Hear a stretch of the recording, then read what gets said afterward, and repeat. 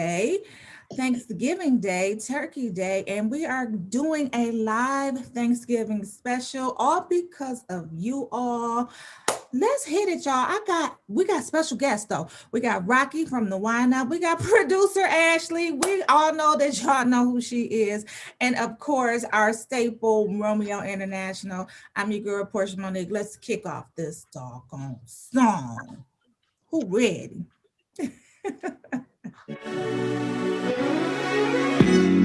The sun is shining, shining, nice and bright, bright.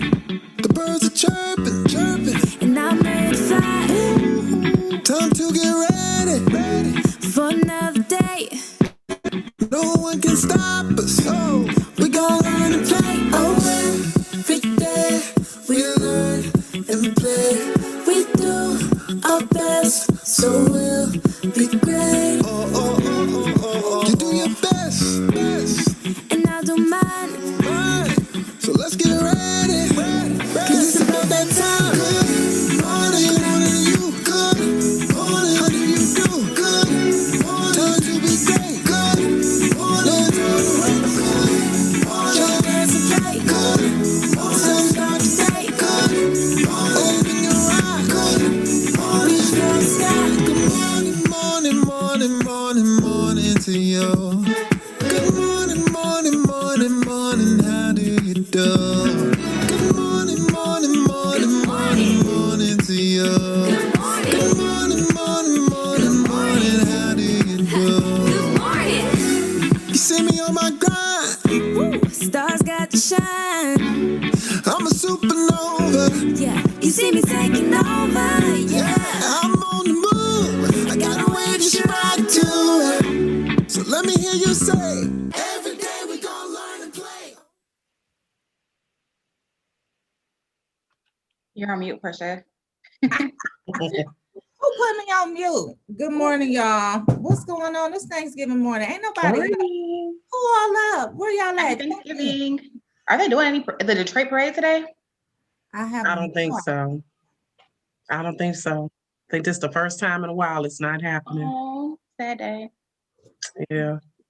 COVID be like, Because I think they're doing the Macy's parade, but it's no audience. Yeah, no people can come down. We can only watch it on TV.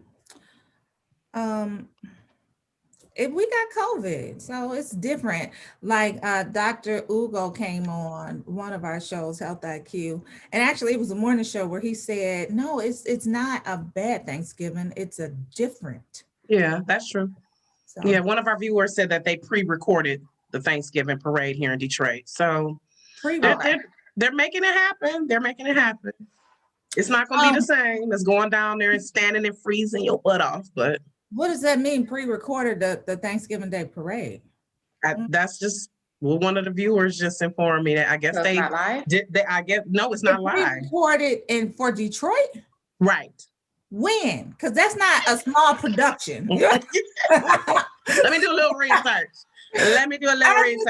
Like we would have seen it, right? Okay, maybe it's studio. Maybe they got like a Tyler Perry size studio. They was like, I mean, Detroit was supposed to be what Atlanta is in the film industry, so they may have found some space to record. Oh. I want to introduce y'all to one of my co-hosts on the Wine Up. So if you guys watch the Wine Up, you are already familiar with her. Miss Rocky, welcome to the morning show. She was very instrumental in helping us put together this special Thanksgiving show with not all, but a lot of the BET alumni that really created BET, the network, into what it is today. And so we have a very special program today where we're going to be talking with some of those people, talking about how they did it, talking about some of the history that they made when at the time they really didn't know they were making it, but basically talking to them about laying that foundation for what BET Network is today. But I also want to introduce y'all, and y'all, everybody know producer Ashley, right? But y'all never see her. So welcome to the show, producer Ashley. Hey everybody, happy Thanksgiving. We're going to see if Romeo on mute. Because he ain't saying nothing. He's not talking this morning. I'm not falling for none of this. Taru, I see you. Hey, I'm by myself, brother. First of all, nobody's ever seen producer Ashley ever in life. She like Tommy. She like Tommy from Martin. Rocky done popped on from the wine up, so ain't no alcohol on no early morning. I don't know what's going on right here. I still got my tea. Out. Just drinking water. I'm ready. I'm and still ready. Portia done color coordinated lipstick and outfit. Brother, I'm by myself this morning, brother. I need some help. Represent. I need some help. Good morning, ladies. I'm happy to be here with y'all, I guess. Thank you for allowing me to be with y'all Thanksgiving morning. I ain't had nothing to do, just sleep, but I ain't had nothing to do here. You're welcome. Right. What's going on in the world today, y'all? It's Thanksgiving. What y'all doing for Thanksgiving? I just had the correction right quick that the event is televised. It wasn't pre-recorded, but it is going to be just televised, the Thanksgiving Day Parade here in Detroit. So just to clarify. Yeah, because that didn't sound right. I'm like, where they pre-recorded at? I had to double check. It's still just going to be televised, so it's still not going to be a live audience event. So right. How are they going to stop people from watching though? Like, is it still downtown? Maybe they're gonna barricade it. You know how they block off the streets and you can't even get downtown. True. So, but they can't really stop people from walking. Yes, I'm like, just walking into my Thanksgiving living room. What y'all talking about? Atlanta? We open. What you talking about? We're talking about the Detroit Thanksgiving Day Parade. Oh, I said Atlanta got a parade, a bar mitzvah, a club. We know. Y'all been open. We open. Y'all been open since May. Spreading the COVID. Don't give a damn about the COVID. Think they COVID immune. So one interesting fact is that Thanksgiving Eve is actually the biggest bar night in the world. Like the most people go to the bar. No, I didn't go anywhere. I was at home. I was right at home, popping it from my freezer. Had my Crown Royal Peach straight out the freezer. That was my bar last night. Oh. Mm-hmm. So they actually closed the bars in Pennsylvania last night to prevent the spread of the coronavirus. People are out of control. Yeah, they are out of control. I can't wait to see y'all tonight. They are out of control. Y'all need to stop. Did you go out last night? What's the question, Romeo? Did you go out last night? No, we was on 2 a.m. last night. The crew. Shout out to the 2 a.m. crew. We was on 2 a.m. last night. Now tonight, though, I might have to do some reporting, research, and make sure that Rocky don't do that. Rocky don't do that. Just wear your mask, please. He don't like to. He used to wear his mask. He used to wear his mask on the show all the time. He does not like to wear that mask. When that glow kicked in, I had to take the mask off. Not just joking. I'm still wearing the. Man, you gotta wear that mask. It ain't no joke, man. Right. I don't believe it. So where are you going tonight, Romeo? Ashley, I am going to be responsible for producer Ashley, and I am going to go and stay home. You know what my job on Thanksgiving is? Stay out the kitchen. Yes. That's my job. Oh, I thought it was cups and plates. No. My mama changed it. Stay out the kitchen. Leave me alone. That's all I'm gonna do today. Watch sports. Stay out the kitchen. Leave her alone. That's my job. Okay. I'm doing my watch party, y'all. Did y'all do your watch party yet? I sure did. I'm doing So hopefully the Detroit Lions win today. I think they play the same. I hope the Lions win too. The Texans. Girl. Please, God. Please, God. Don't. You know, they tend to surprise us. You know, the Lions tend to surprise us. Don't sleep on the Lions, though. Right. Right to the edge and be like, we really don't want it. Y'all ain't had a team since they gave y'all a team. Don't do that. Don't do that. That's what we're not gonna do today. What's the Falcons doing? Exactly. We playing, I tell you. So where are the Lions? Y'all ain't playing on Thanksgiving Day. Y'all ain't playing on Thanksgiving Day though. Let me tell you something. I say this with all honesty in my heart.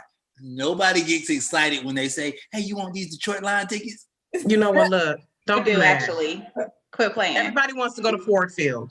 Don't be like that. You want to experience Ford Field at least once. Right after the parade. It's a tradition. Exactly. Speaking of which, so what are you guys' Thanksgiving Day traditions? Like what do you do every Thanksgiving, or what stands out the most that you do? Well, for me, I always get with family. My sister is actually in town from the ATL. We always get together, and actually today would have been my grandmother's 100th birthday, her 100th birthday. Happy So birthday. we're going to celebrate that later, but it's just going to be immediate family.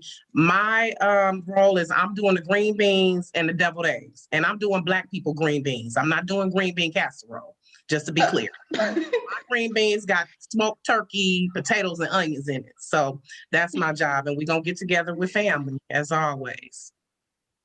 Well, okay, so I'll go next. Yeah. So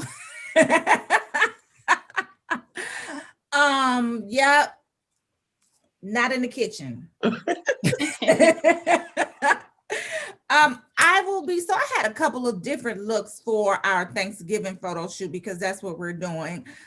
So I'll be looking at those and trying to coordinate and seeing which ones I like. I might just do like a photo shoot, period, with all of them. I don't know, but they started cooking last night. And who was they? Your mama? Yeah. Who is they? My mama.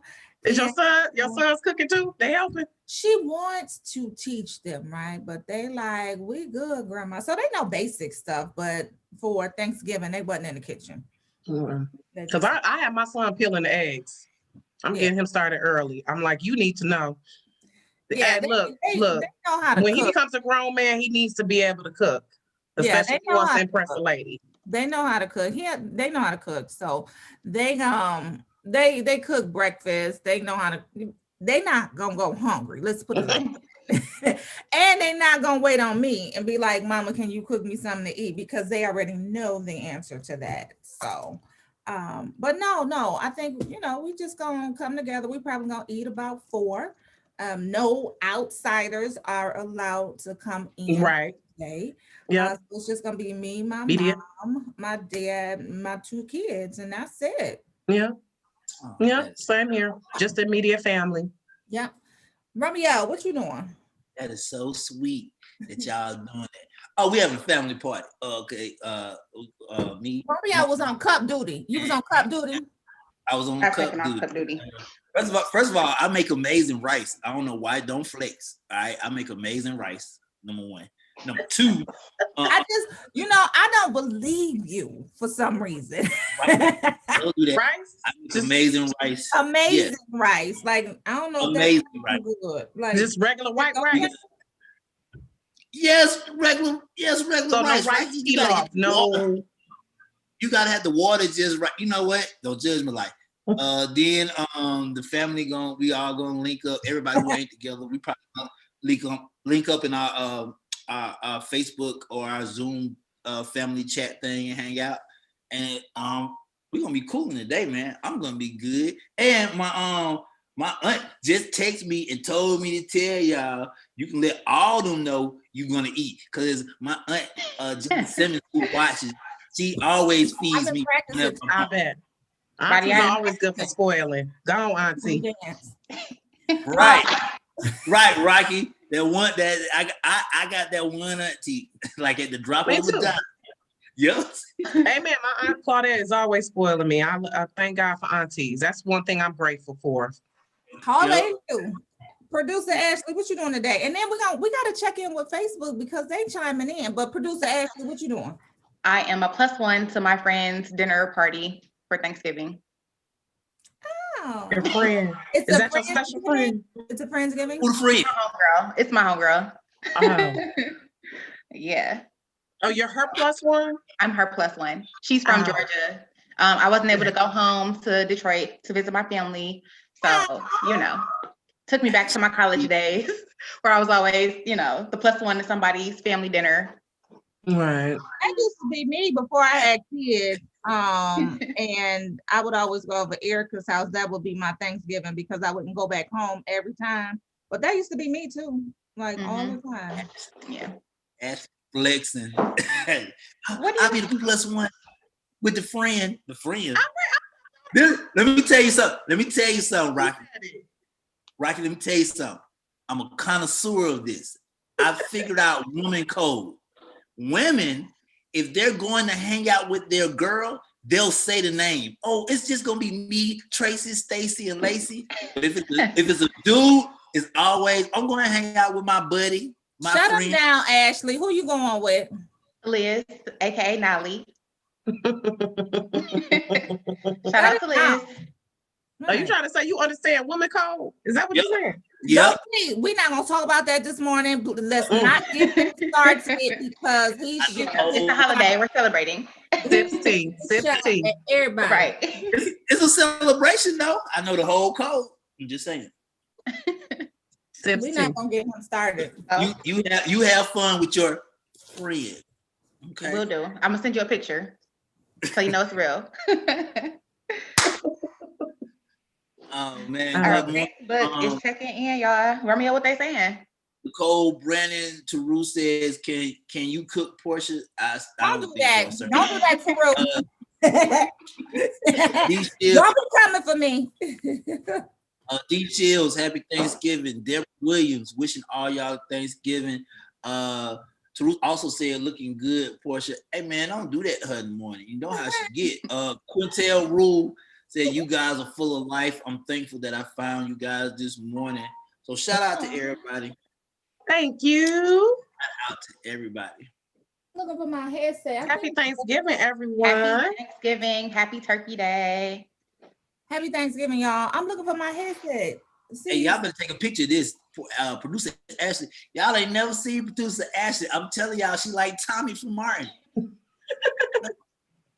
She look way better than Tommy, though. Yeah, we know she got a job. We know Ashley got a job. Right, it's the reverse. You just ain't never seen her, so when you see her, like, oh, Ashley. Like people like, hi, beautiful producer Ashley. Yeah, I told you. Yeah. Somebody checking in from North Alabama. Shout out to the 256. Is that area? North Alabama. Mm-hmm. Reporter. Oh, you said what's going on in the world. Right quick, I want to say congrats to Fantasia. She's expecting a baby. Congratulations. Yes. She was really excited because she was having some health issues. She was saying like one of her tubes was blocked or something. So this is pretty much a miracle pregnancy for her. Wow, that's beautiful. So congrats to Fantasia. Congrats, Fantasia. Congratulations, Fantasia. That was actually trending on not her. But that was actually trending on Twitter 2 days ago. Should women announce? Should women in the limelight announce their pregnancies or announce their engagements and things of that nature?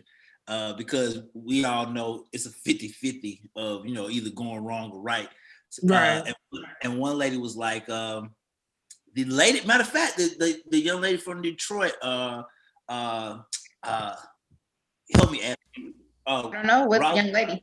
Rosie Rouchy. No. Randy Rosario. Yeah. Okay. Yeah. Nobody know who you're talking about. But go ahead. From Also Radio. Shout out to Randy Rosario. Shout out to Randy. She was making this statement on her podcast about how everybody wants to see her child, and she was like, "I don't have a right to show you my child's face." For obligation. Yeah, I don't know, but I don't like when people tease like that either. It's like, just don't show us. I don't know. I have mixed feelings about that. I get you want to keep your child private, but also posting all those pics with the smiley face and emoji over their face. I don't know, or just the tip of their forehead. To me, it's kind of like, why even post them there? But hey. And no, but I second that, because just don't do it. I mean, it's just like the same with a relationship. Like, y'all want to sit up there and post y'all relationship and everything that y'all do in y'all relationship, and then when y'all break up, y'all not posting that. So just keep it off of the internet. And like you said, when you're teasing, you still showing the baby. So why even put the baby up there with a blurred face, or from the neck down, or just the hand? Like, stop it. And she will tell you off about it though. Randy will come for your neck when people have commented about that. She will come for their neck. So I mean, we all have our choice, but for me, Just like when you don't want to show the boo, like people who show the boo and he got the big emoji over his face. Either he ugly, or you don't want to show him, or he married, or what's he might be, shit, he might be married. He might be married. He might be somebody else's boo. Don't post him on Facebook. I feel like I would do that though. Like until my baby got their real face, I would probably just show a little snippet.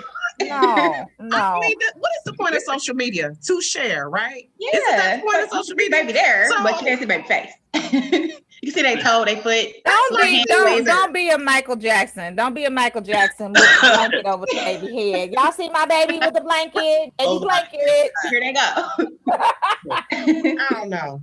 To each his own. People can do what they want with social media. That's the beauty of it as well. But just know people like us are going to have an opinion about it. You know, it is what it is. Right. And don't talk about me, y'all. And don't come for everybody when they do have an opinion about something that you put out on social media. Like, you put it out there for people to have an opinion on. So just either ignore it, don't address it, or don't put it out there.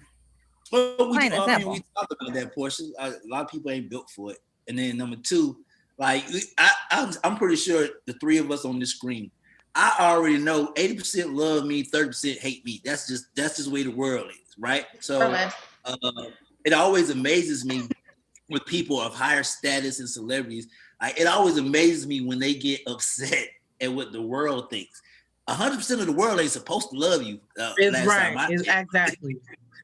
So what are you upset for? Exactly. They hated Jesus. So who you think you are? So a lot of people. And the thing is, sometimes when they are talking about you, you should be glad because now you're trending. Be glad people are talking about. And that's what I'm saying. In order to really have made it, quote unquote, you got to have some enemies. And so I remember one of my mentors told me that. They was like, you don't have enough enemies.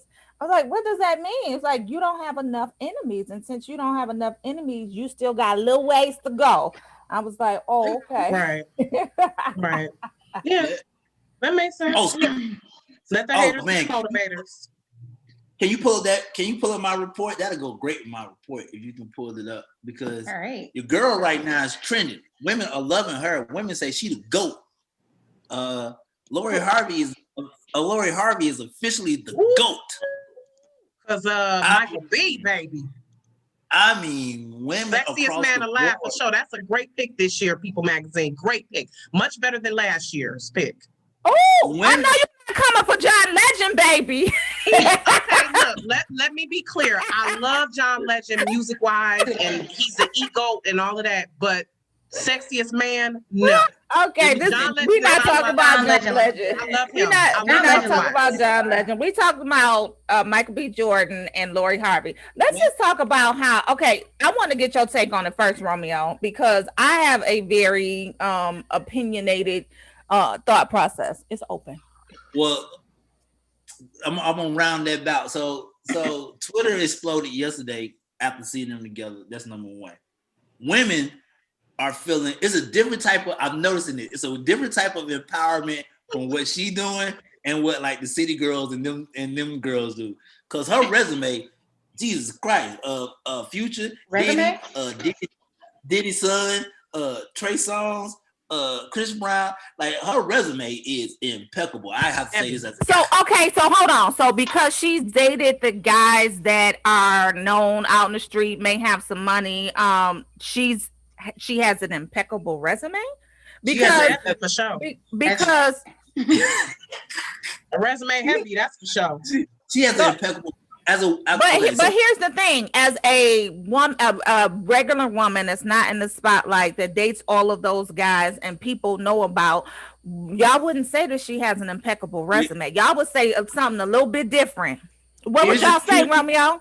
Here's the reason why men. That's what they say. They would say. Right. Here's the reason why men bite that apple. They bite her apple because if you've noticed, out of every person that she's rocked with, she ain't dropped one dime on nobody. She ain't said nothing bad. She's nobody. Rich. She just walked away. They haven't said no. When he say drop a dime, you mean she ain't said nothing about him. Okay. That makes her impeccable. That makes her impeccable. think about it. They haven't said anything about her. They just walked away. Majority of the time when it comes to like the Instagram models or, you know, the female rappers or whoever like that, it's a story behind, oh, he did this to me, this, that. Maybe they signed non-disclosure agreements. Everything both ways. First of all, you used to date Future. There's no non-disclosure. She escaped Future. She's like the only person that dated him without a baby. Like, think about this. Like, girl, kudos to her. As a woman, like, I would date her because of the simplicity that every male has walked away still with their integrity. Everyone. And they're high profile. No, okay, listen. Any other regular female that has dated, we don't even have to say high profile men, has dated A, B, C, D, E, F, and G. I said H, I. Like any other female that has dated that many men, she would not get the label of having an impeccable resume. Right. No. Honestly. Yeah. No. And what is there to talk about? It's over. Like, right. So you say so you're saying she's I didn't say anything. I'm asking you what they call that. Oh, I'm telling you, on our side, she's gold. On the male side, she's gold. Of course she is. You can't. Okay, as a woman, there's no way possible. Like the three of y'all know in this industry. Let's be honest. There's no way possible to dance from those type of men, high profile, and still be able to carry that to the next person. Like you can't go from Future to Michael B. Like that's impossible. You can. Clearly you can. You know what I'm saying? You can't go from Diddy's son to Diddy. You just call it what it is. It's a double standard, and it's that's what y'all operate on. It's a man's world. It's a double standard. That's why you call her saying impeccable. Let's just keep it real. Come on. What do y'all call Future? I'm curious. I wouldn't really compare her. I wouldn't even say she's a hoe because she's dated a lot of people. I would just say she's young and dating. Yeah, okay, that's right. I'm not gonna call her hoe. I don't know her, but it does seem that she's a bit busy. She's a bit busy with several male suitors, and again, it's a double standard because, like Portia said, if she was not a celebrity and she was just, one of your cousins or friends that you knew from the HCL, you would not say she has an impeccable resume. Well, she's not a celebrity. She's not a celebrity. She is. She's a socialite for sure. Listen, that makes her a socialite. Yeah, she is. She's a young, rich socialite who has rich, famous suitors. She's a person of a certain status, though. Come on. Rocky, producer Ashley, what is Future to y'all? He's a stereotypical rapper. He is a sperm donor. Listen, he is. He got a lot of kids. He got listen, y'all. That much, so if he can afford to take care of them, then that's we halfway know what he's saying all the time. My issue came with when he was talking smack to Russell Wilson. That was for me a bitch ass move for him, where I lost respect for Future. Because my thing is, if you're taking care of your children, if you're doing what you're doing, Future, that's your business. But when he attacked Russell Wilson for simply just trying to be a father to his son, I think that was inappropriate. I think that was immature on Future's part. So I kind of lost respect for him at that point. So understood. Listen, y'all.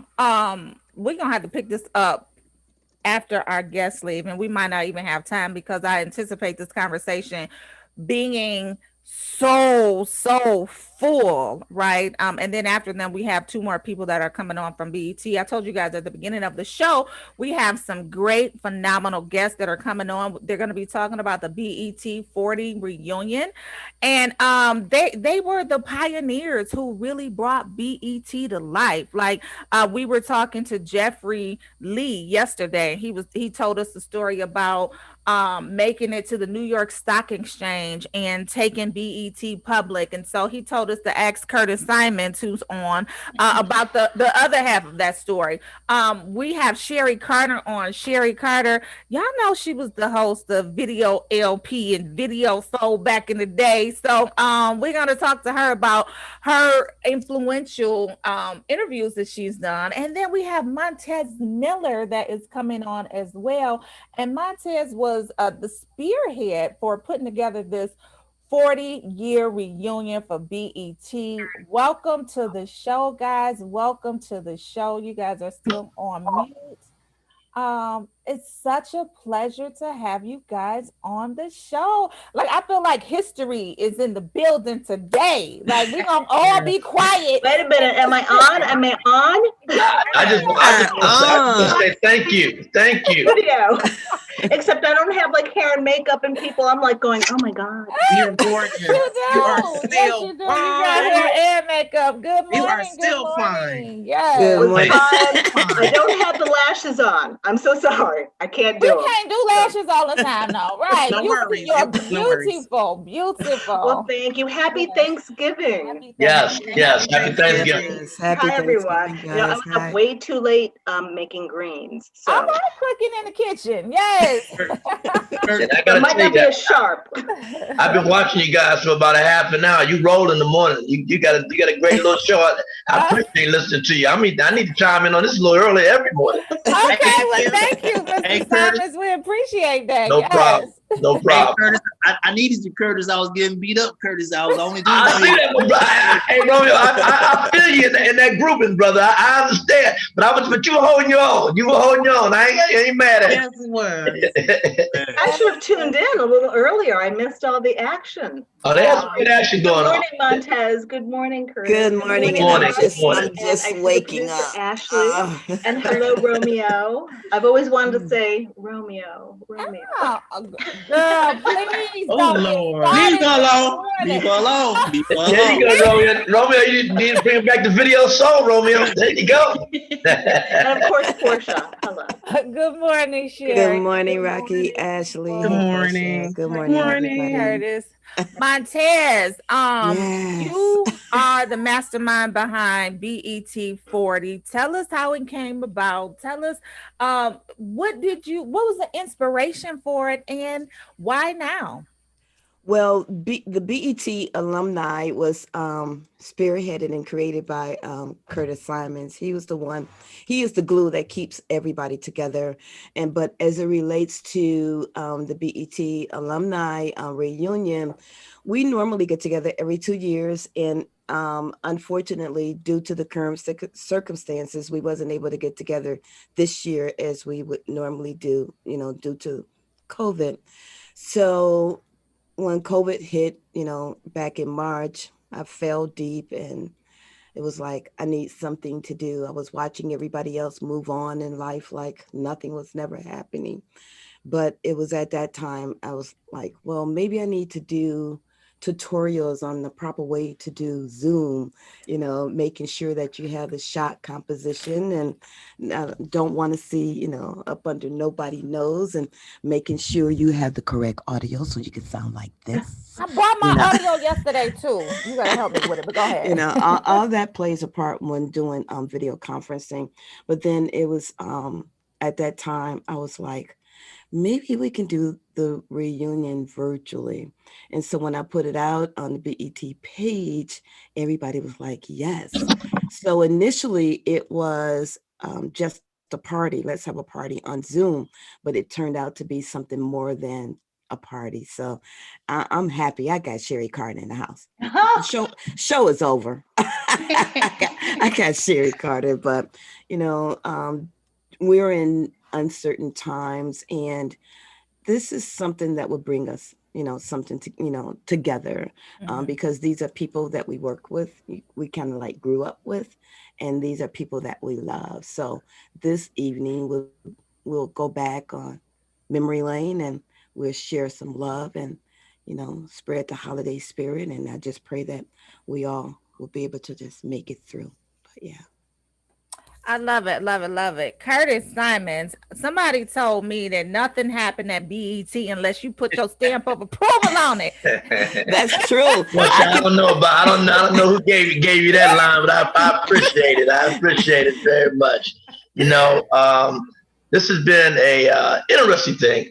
This is really Montez's dream. She came up with the virtual idea. The theory behind the reunion is that, BET was history. We look back at it as in the 90s going into the 2000s as the Obama of media. I was always shocked when I came into BET. It was launched in 1980. I came into BET at 88. And when I hit the street with the, trying to figure out the brand, it was amazing early on how Black people didn't even know what BET stood for. And then over the next 20 years, BET took a major leap and became that household name that everybody looked for and became the spoken word as a good way to say it, a spoken word in our community saying, this network's going to uplift. This network is the one you pay attention. This network is the one, when they say something, we're going to move. So it was really uplifting to be a part of this, and it will never be repeated. And that's what I kind of echo back to the people all the time is that, there's, the current BT group that's there now and other folks that are there, but they will never repeat what was done and what we did to build that network. And they will never be able to talk about the grind that we had to go to when there wasn't no subscribers, there wasn't no advertisers, there wasn't no programming, the things that we took place. There wasn't no BET Awards. We created BET Awards, the Hip Hop Awards, all of those were created under the regime that will be on this webinar and Zoom tomorrow. And I take big pride in the fact that the people like Sherry and Montez, we're all family. We'll never go away. And the thing that I keep preaching to everyone every time we do these reunions is we are family. We recognize, we had a very interesting, the last one we did, which was in person. It was surprising when we went back in history and looked at some of the people we lost, over time. And it was very sentimental when we showed the video of all the people we lost, great people. And people hadn't seen people in 20, 25 years, now coming together. That's really what Montez is bringing back. I think when you guys plug in and see some of the stuff that she's done coming up tomorrow night is like incredible because she's going to bring back a lot of history. We're going to say, wow, I remember that when it was back in the day. Wow, I remember when they did this. And, you have, like Montez says, you got Sherry on here, which was a stamp to the BT community. Sherry has been, I've been trying to get her more and more involved with the union. I've been trying to tie her in. So I'm not going to take her thunder, Portia, but I would just like to say, we're proud of what we built. We're proud of what we bring to the table. I think no one will ever take this away from us.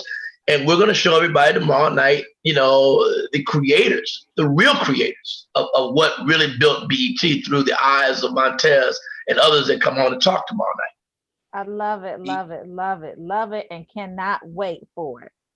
Miss Sherry Carter, host of Video Soul and Video LP. Welcome. Not too many people remember Video LP. Oh my gosh. She was the first female VJ. Exactly. She was the first female VJ on BET. So yeah. Well, thank you. Thank you. That makes me feel old. It was wonderful. Curtis said we really built something. I wasn't there. I mean, I almost got like teary. Yeah, but I wasn't there from the very beginning. But it immediately felt like family. And I have always since referred to it as the golden age of BET. I really feel like we were in that moment, in that little bubble where so many amazing artists were. And we were just so fortunate to be able to be part of that foundation, the building blocks, and just creating something that sustained so many people for so long. I mean, I'll be in the grocery store and, I'm not always like, all made up and I'll say something and someone will go, oh my God, wait, you look familiar. Your voice. And they'll say, you look like someone on TV. Like, could you be like Sherry Carter? And usually I try to kind of be on the down low and I go, I always hear that. I never say like yes or no. I go, I always hear that, but thank you so much for the compliment because I hear she's gorgeous and just absolutely the nicest person. They're like, wait a minute, you are Sherry Carter. I go, yes, I am. But don't tell anybody you saw me because I'm casual. But I'll tell you what, it just takes a moment to go back and think about how wonderful BET was, and it was hard. I mean, we had some hard things that we had to get through, but we had people like Curtis and Montez and Verna Dickerson and so many. I can't even name them because there are so many great people, and they know who they are. they made it easy for me. They really did make it easy for me. And I absolutely enjoyed it. And kudos to Donnie Simpson for sharing his show with me. Yes. Because I was honored to be able to work with him. He is an icon. He will always be an icon. And I learned a lot from him. And he's just such a generous, kind person. So it was a great time. I don't know why I'm tearing up. Montez, I see you down there tearing up. I'm like, hold on. I didn't know. Hey, Romeo, we might got something going here, Romeo. They're tearing up a little bit. Hey, but Curtis, I was gonna say this because you made a excellent point, and I said this the other day. Now I'm gonna get in trouble for it, but whatever. I miss BET 90s. Me personally, because Absolutely. it was a created culture. It was new. This is what I remember. I remember music. I remember news.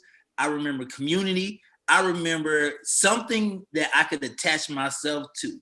Now, I'm not gonna say the new BET ain't doing that. I'm just gonna say they ain't doing that in my personal. But I love the fact that as a young person, like I could actually see myself in the program. I could literally see myself in the news, in the music. Well, I think what we were able to do, Romeo, in the old days, and they've lost the touch. But my group was also, I was an executive vice president of affiliate marketing and sales, and that group was responsible for going into the community and dealing with the cable operators. And so we staged a lot of events in the community. I can remember the first time I took Donnie into a community in a small market. And we get off the plane and Donnie's treated like Michael Jackson. The minute we get off the plane, these white folks are coming up to him and say, "Hey, that's Donnie Simpson Video Soul. Hey man, I see you every day. I watch your show." Da, da, da, da. And I'm like, wow. We're in white America. And I'm like, really? And so that's when I really started realizing our crossover power, that we were tapping more and more people, not in the African-American community, outside the African-American, who were in love with the programming. And the way we built the BT from the ground up, the way I sold it was that we're programming. We're not black programming. We're programming. And if you want to be entertained, that's what we bring to the marketplace. And that became a really strong song that I was able to sing to help us grow from 18 million to 80 million over 10, 15 years. And we got into markets like Canada and other markets where people would never think we could carry our weight, but we were. And then, cable operators, and then the new world of the dish and DirecTV came about.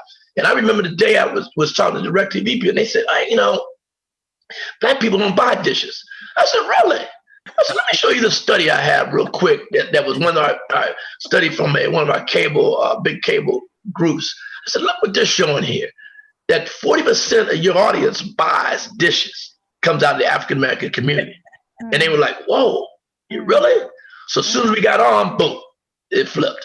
And that was kind of the way. But the branding was really the key. We work more in the community. So here's what I want to plug you guys. I want to do a little self-promotion here because I got the second BET coming called HBCU Go TV. That's what I'm building right now. All right. And this is from the ground up. It's all about getting back into the community. It's all about, helping to expose historical black colleges, because I'm tired of black kids saying, I can't go to a black school. And I don't seem to understand that when I grew up on a black campus called Central State University in Ohio. And I'm a PE major, never taught a day in my life. And next year I'm going into the biggest Hall of Fame in the history of the business. So if a PE guy can do it, I certainly believe anybody else who's got the 3+ out there can take that mark and run with it. And that's really, really where, we got to continue to build. I mean, I'm in talks with your president now, Randy, and we're talking about doing some things together with this, because it's all about us trying to come together. Quit doing these single silos things. Hey, I'm going to do this, I'm going to do that. And then the white man says, well, they can't get along. They can't work together. Well, no. We're tired of that.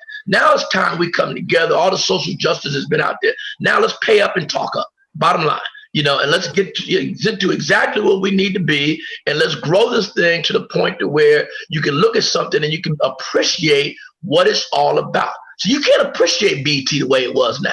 You can't appreciate it because back what you said, Romeo, it doesn't give you the flavor of where it was back in the 90s with Sherry and Donnie and many others, Angela, all the others. They were carrying the baton then, and people grew to that. I mean, Montez is going to show you a piece tomorrow on Rap City that's off the chain. And people tend to forget Rap City was really the starters of rap music out there. Absolutely. They don't get the credit at the end of the day. They don't get the credit at the end of the day. With Big Les and Tigger and Joe and all the others, the mayor and all the others, But they are going to see this piece tomorrow and say, damn, I remember this. Curtis, it's only so many times I can see Baby Boy. I saw 1,000 times. Don't do that, Romeo. Don't Romeo, don't do that. I understand, Romeo. I understand, man. But I think that it shows like yours that we need. We need these type of shows to continue to talk about the legacy, the history, the prophecies of all that go on within the BT family and how we've grown this day. And that's really, I think, the visual tomorrow that Montez has put together, because she's creative distinct, that you will really appreciate what she has birthed and how this thing will really come out tomorrow night, because it's really kind of a legend in the people that she's pulled together. She's found out of the grass. We found Sherry, and others that, people haven't seen in a long time that, they worship them on television. So I'm proud of what we've done. I'm proud of what Montez has really put together. And I'm looking forward to really entertaining you guys tomorrow night. Love it. Love it. So feeding off of what you said, what are some ways that we can kind of keep our culture in the community and make sure that we're profiting off of our own creativity and ingenious ideas, especially in the media space? I think there's two ways. I also run an organization. If you're not, tune in Monday nights on Facebook Live to an organization called MOBI, Marketing Opportunities in Business and Entertainment. And we're doing Monday seminars every night, every Mondays at 7:00. And we talk about those issues. And we've had we normally have a symposium that we have once a year, but with the virus now, we turn into these MOBI Mondays. So we've really been able now to really create some topics. And to your point, have brought in some really great speakers. The problem that I have that we're working on right now is marketing it better, that people know more about it, because we've had some great stuff. For example, the other day we did one of our people came with this great idea of doing type of like a shopping show. And we had this gentleman on that was the senior marketing, was a brother by the name of Kevin Miller with Farmers Market, was talking about how Farmers Market has grown. Well, we had like 7 different entrepreneurs who were selling their products, trying to get ready for Christmas, but also had great products. Kevin took this and was able to contact his buyers for all these folks. In fact, one of our BT folks, Cedar Lewis, which is Butch Lewis's daughter, in fact, she'll be on the show, so you can talk to her about this. She got a call from Kevin, and now she has a body cream called Mama Cedar that he's now putting in their stores, with that. So those are the opportunities that MOBI brings. It's all about networking and bringing that together and trying to get folks to really look at Black stuff.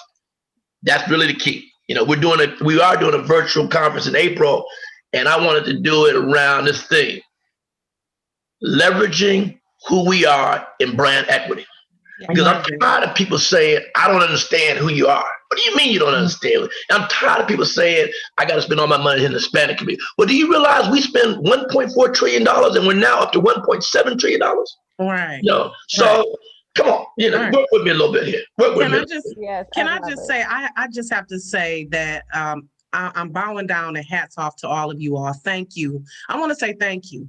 Thank you for being pioneers in creating the blueprint, because before there were all these other networks, there was BET. Like you said, you all were the Obama. You all were the stamp that a lot of these networks that they modeled themselves after. So I just want to thank you all, because as a teen, as a college student, I watched BET. Like, I would have it on in my room. Sherry, I admire your interview style. And I thank people like Curtis and Montez for being the behind the scenes that made these things come together. So I just want to thank you all for that, and hats off to you. I'm so appreciative, because we wouldn't be here Me, Romeo, Portia, and producer Ashley would not be here if it wasn't for people like you. So I want to thank you for being pioneers in this industry. But I wanted to ask and switch a little bit to Sherry and ask her a question about her fly looks. Because Auntie, the 90s, well, wait, part of why I wanted to watch BT, I would be like, what is Sherry Carter going to be wearing today? What is her hair going to be like today? That would always be in my mind. I was so fortunate that I had a wonderful hair and makeup team. Again, I'm getting a little teary. Me too. Hair and makeup team. My eyes keep running. I don't know why. No, I'm just excited. I'm so Romeo, we might have to get the handkerchief out, Romeo. we had Derek Rutledge. Derek Rutledge, who is a makeup artiste. I mean, he does Oprah. He did Michelle Obama. He is the man. I think he has a makeup line out, or he's trying to launch a makeup line. He just launched. Well, we had him on the show. Oh my goodness, a couple of months ago. Yes, absolutely. Love him, and I haven't seen him for years, and I would love to see him again. Flavia Head, who did my hair. She was the one who put in the weaves and took out the weaves and put the braids and did all this stuff. And I swear to God, I haven't worn a weave in a long time, but I don't think I could ever have another one without Flavia doing it for me. And I think she's in Atlanta now, doing really. She is in Atlanta. She's in Atlanta. And I had stylists that would come in, and I had a wardrobe selection. So I really wasn't responsible for the look. I was just fortunate enough to have people that I wish I still had. It'd be nice to kind of grab. So you liked it? You liked what they picked for you? Pull them out from under my bed and say, "Come on." You liked what they picked? Do the makeup. Exactly. You liked what they picked though, or did you sometimes be like, "Ooh, this look is not me," or did you just I'm just going with the flow? I pretty much went with the flow, and I think in the little video montage that Montez put together, there is something where I mentioned me suddenly changing my hair color, and it was not appreciated because I didn't let anybody know. And the clip you see though, Montez, the clip you see, that is not the color. The color was horrendous. And that was just there's a little clip, and I have my blondish hair. It was really pretty. This other hair was, and Curtis, I don't know if you remember that. Maybe you were responsible for sending me home. I don't remember. Oh, don't jump on my man. See, Romeo, how the brothers always get put on point. They get put on point. They get put on point. I was actually told it went all the way up to Bob Johnson, and they were like, no. Oh, wow. But other than that, I really kind of left it up to them. And by the way, Flavia was not responsible for that. I actually went to a salon, and someone had recommended, and he was going to hook me up. Well, didn't happen. You always look gorgeous. You always looked gorgeous. Always, every time. Hey, Montez, can you give him a flavor, a little tease of Sherry on the piece? It's unfortunate I'm not set up to do it because it's on the oh wow, it's on the do I have screen sharing here? Let me make sure you do.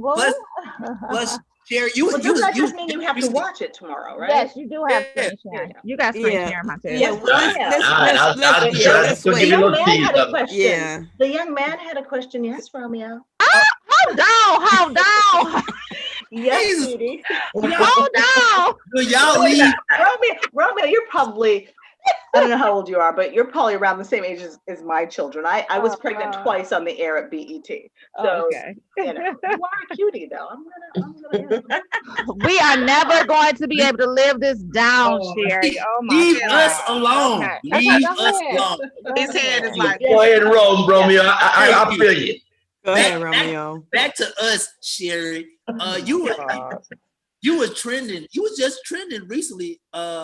During the whole New Edition rebroadcast.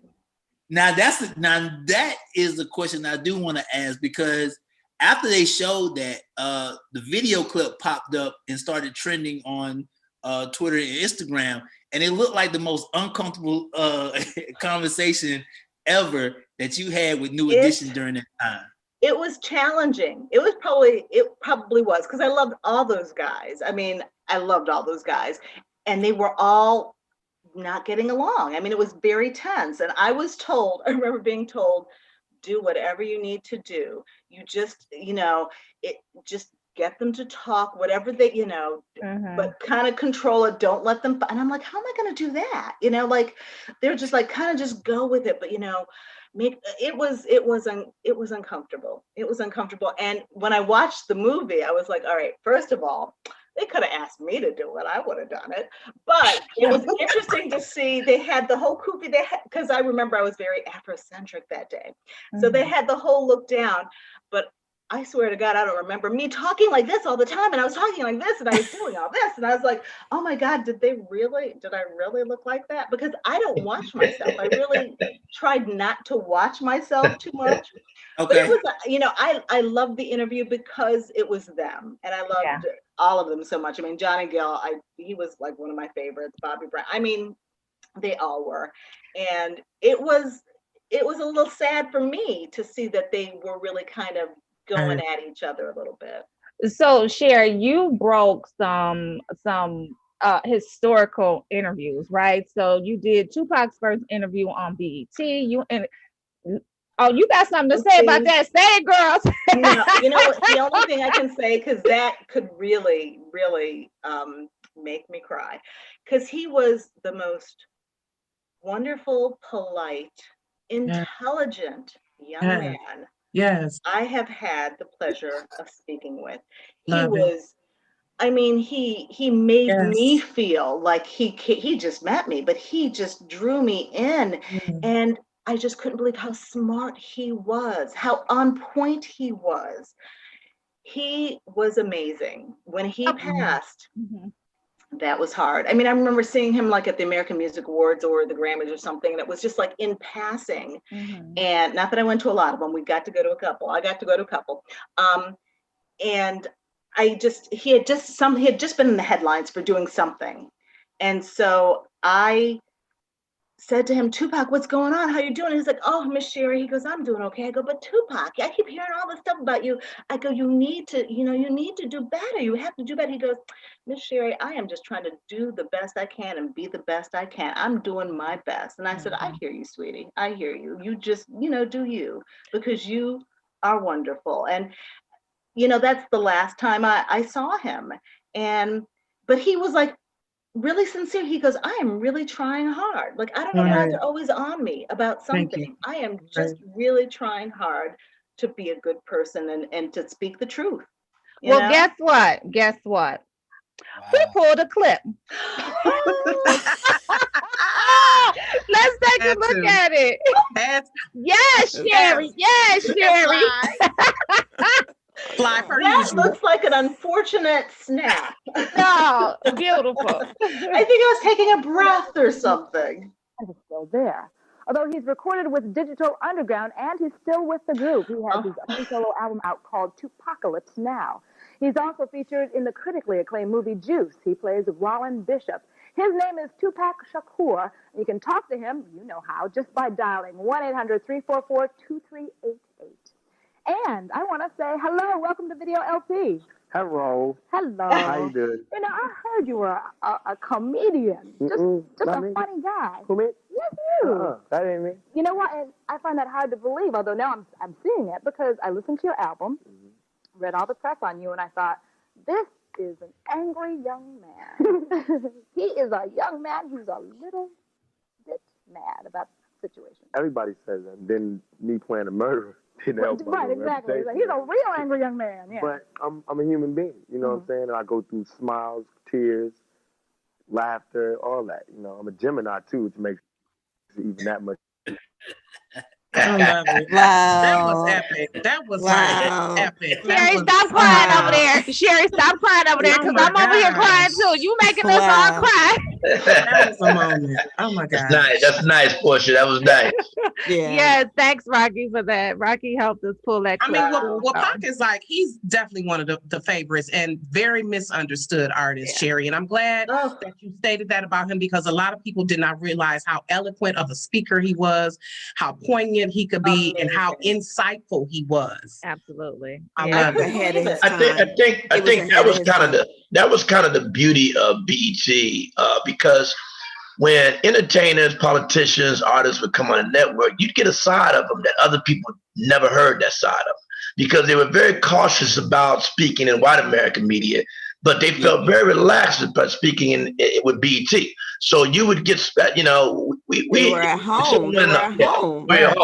If someone did like you just did, went in the archives, and we ever saved half the archives and really picked up on some of those interviews, the stories were amazing, because people were saying things that nobody had ever heard before. They're like, wow, I didn't know they thought like that or moved like that kind of thing. Absolutely. Right.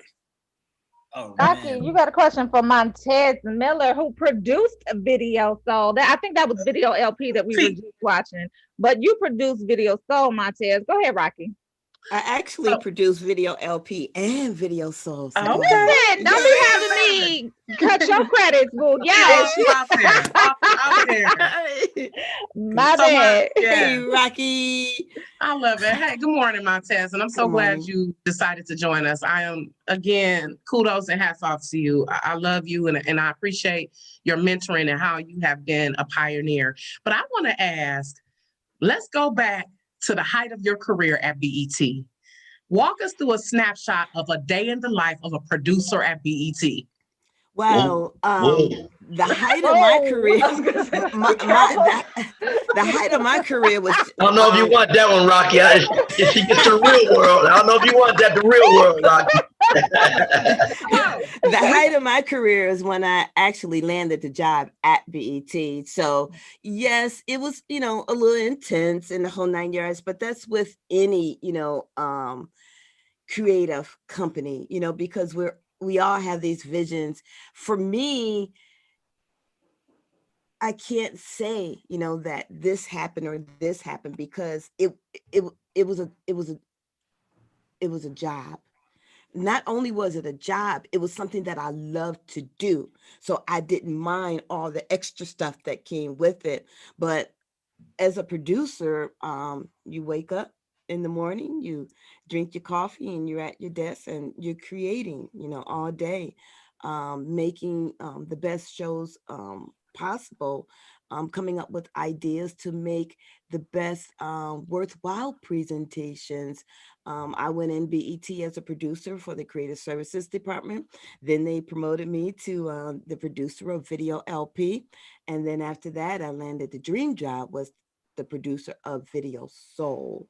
So my story is I was always obsessed with BET, and I'm grateful, that I had the opportunity to work with BET during that era, because really that was a dream come true. Really, I think, Rocky, that's really where everybody was at. That was at BET in the night. We were obsessed with it.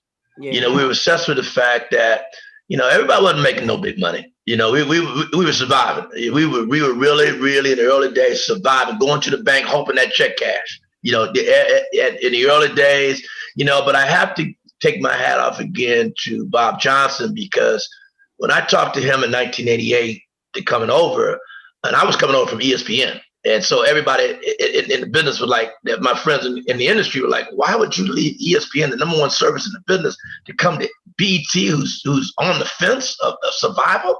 I said, listen, I'm walking in the door at 32 years old as an EVP, as a Black man. If it doesn't work, I got a great resume at the end of the day, But I think that the obsession was the thing that drove all of us, and the thing was also his vision, because if you think about it, the one thing that he said to me that we were able to do is that we wanted to be the one-stop shop for Black America.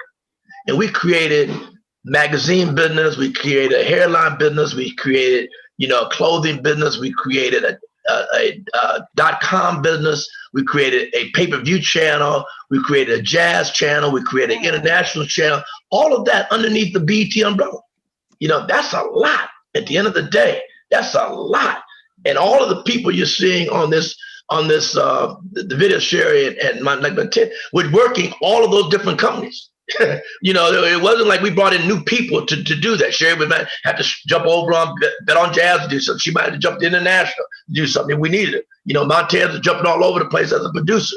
That's just how we flowed.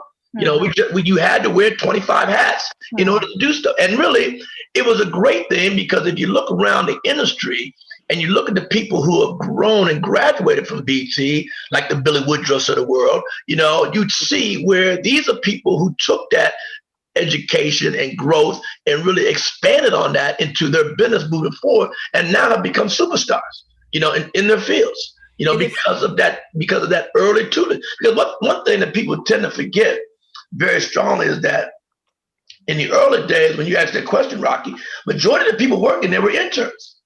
Believe it or not, majority of people working were interns. We're driving the network, producers and directors, writing. What you love for free. That's now, story of our lives now. Now one of those interns, What? Tuma. Now one of those interns, Tuma Basa, he's like running the YouTube channel. Yeah. No. And he started as an intern, and he's running YouTube. But it afforded us opportunities that honestly that we would have never gotten anywhere else. It was amazing to, be able to rub elbows with the Spike Lees and walk in the room, and and Denzel is right there. It's like there is nobody, I'm truly grateful, but there is nobody that has not crossed my path, and I have not been able to cross theirs. Where else will I be able to do a Janet Jackson special, a Michael Jackson special? Not to mention, my loved one, Miss Aretha Franklin. Those things are major. They just don't happen every day. Yeah. And Curtis, you touched on something in terms of, everyone really being a team and filling in where you needed to, or where you could, or where you had to, where you could, where you can. We feel that, like, that's the story of our lives right now. So I can see that. I can see that when I was listening to it this morning. You guys were enjoying something, and it brought me back in time of a good team that's really got a nice flow there. So that's why I was really enjoying your first. Well, it might have been the middle of the half an hour. I was watching from 8 to 8:30, but you guys were flowing very well. And I said, and that's really what you're all about. I mean, Sherry can talk about her and Donnie's relationship. Donnie took her down the road. Donnie's a legend, a music legend. You're going to go in the Radio Hall of Fame next year. He's a legend. You talked about Donnie. All you got to do is say the love bug of Detroit, and everybody knows what you're talking about. So that's legendary at the end of the day, and that's what you look at it. And then you look at tomorrow night, a person like Ed Gordon, who was like a baby coming into BT, but he did interviews with Mike Tyson, he did James Brown, he did OJ, and just grew himself in the business. And now he's one of the best black media journalists in the business. Detroit strong. That's all I gotta say. I'm gonna leave that alone. You're right, Portia. I'm gonna leave that one alone. Because Montez will stamp that in a minute. Detroit, yes. Deep on the screen. Romeo, what is Facebook checking in and saying? Is Facebook checking in? Debbie Porter says Montez is definitely her shero. Thank you, Debbie. Thank you, Debbie. Tupac was extremely intelligent.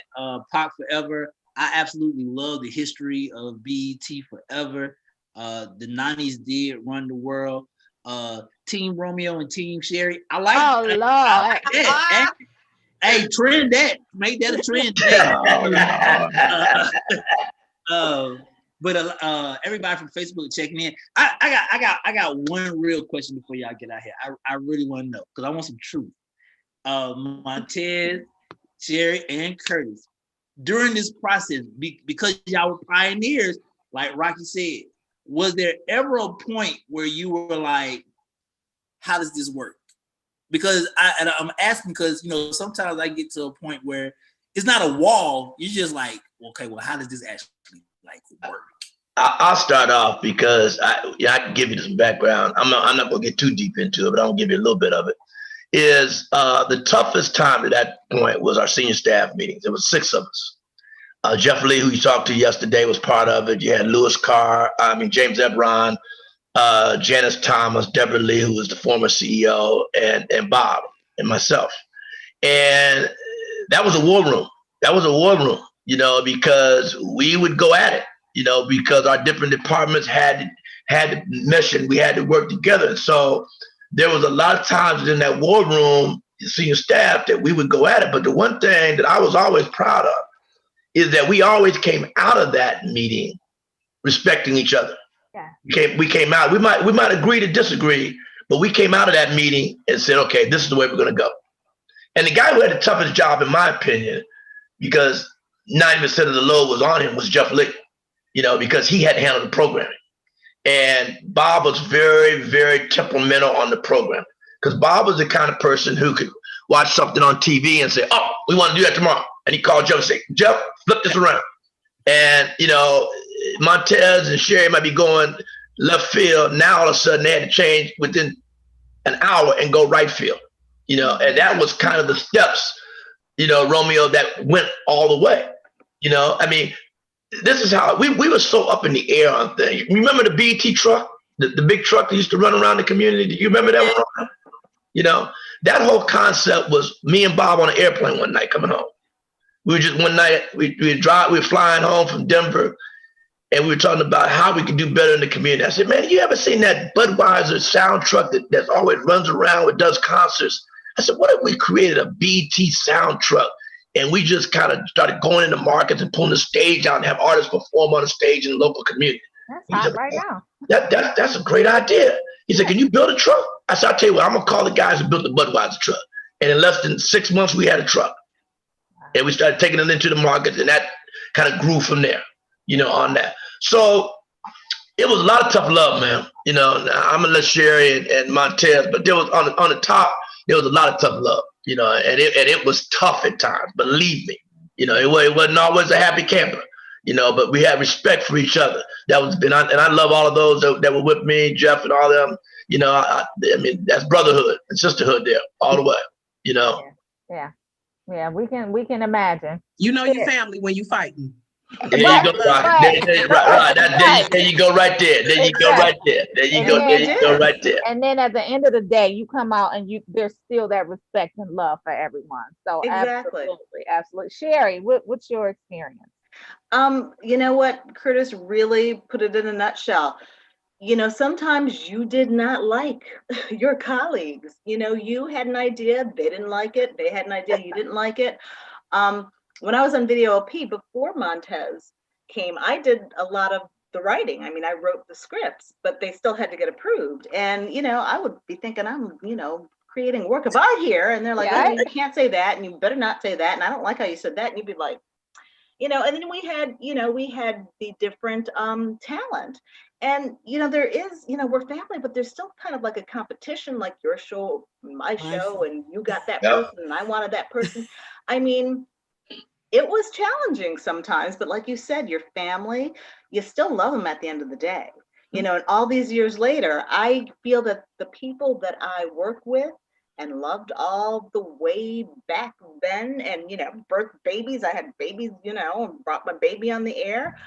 I'll never forget them. They will always be a part of my life. And you tend to romanticize some of the things in the past because when you're deep in it, it's a little intense. But it was some tough times, but it was also the best of times. Yeah. The worst of times, the best of times. I believe that's a famous quote, but it really was. And I would not trade it for a minute. And I think I said this in my little vignette. If I could do it again, I would do it in a heartbeat. Yeah. I really, I took the time off. I stepped away and I had my kids, and I was a PTA mom and a room mom, and I was so very involved because I was like, I waited to have kids, so I'm going to be in my kids' business. I'm going to be an involved parent. And then I kept saying, okay, well, I'm going to get back into it. I'm going to get back into it when the kids graduate, when the kids do this.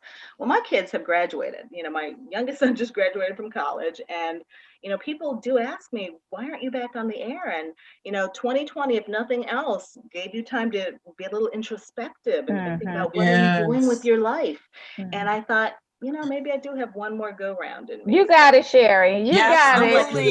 Perry, I always wanted to act. You can holler at me, Tyler Perry. I used to act in college. Somebody act Tyler. Anything, you can't wait for something to drop in your lap. And that didn't happen. So this might be my year to, or not this year, maybe next year. Might be my year to go out and see what I can do. She still has a gang. She still has absolutely. I want to say one thing to that was the buffer for Sherry that was over the department. I want to give kudos to on the air is Lydia Cole.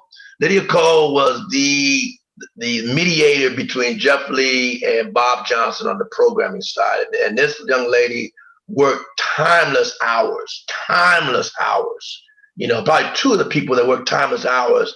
One has passed away now, is Deborah Tang on our news department. She was an anchor on public affairs programming and news. I mean, she was, both of those two were big time buffers for Jeff to Bob. And they really were the undercurrent that kept a lot of stuff together for us. Lydia had a tough job, Curtis. You're right. I remember no one wanted to be called into Lydia's office. Right. No one wanted, because it was never good news. And she knew that. You know, she was the one that had to, you know, translate what was coming down from on high to us. And sometimes it just was not what we wanted to hear, but she was able to give it to us straight.